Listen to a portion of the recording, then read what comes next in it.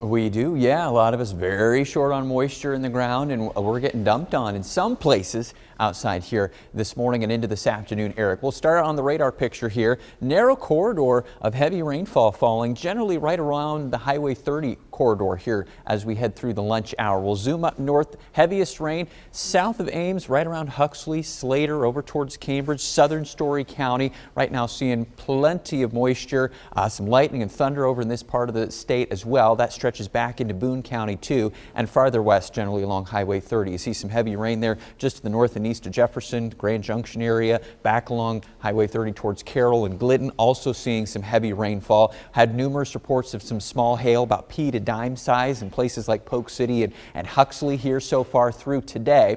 But it's only confined to those places. There was also some real heavy pockets rain earlier this morning right around parts of Guthrie and Dallas counties. Guthrie Center, Panora, and back over towards Perry.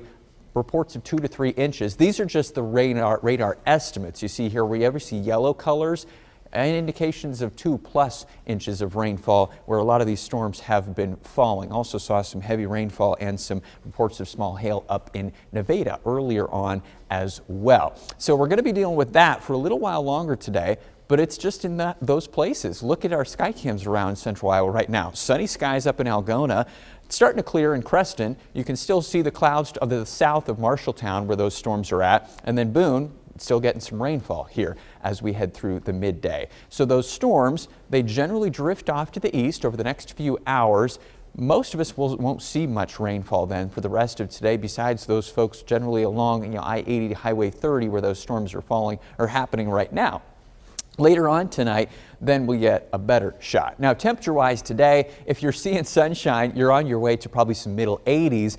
If you are underneath some clouds and some rainfall, you might not make it there, maybe lower 80s and upper 70s. One of those days where the temperature really varies depending exactly whether you've got a storm or not. Later tonight then, the chance of rain shifts mainly to the south and east. So southern and into eastern Iowa, a few storms still around, and that'll be the case into tomorrow as well on Wednesday. I think we're going to peg the chance of rain tomorrow only around 20%, okay? That's going to be mainly southeast Iowa as a little ripple of energy moves from the south and east over that part of the state. Rest of Iowa, generally sunnier skies the farther north and west you go, all the way through your Wednesday and into then Wednesday night. Skies will dry out in time for Thursday. So Thursday, pretty dry day. Actually, probably the driest day of this week. Mostly sunny skies, no chance of rain at all. Friday then, scattered thunderstorms move back into the forecast.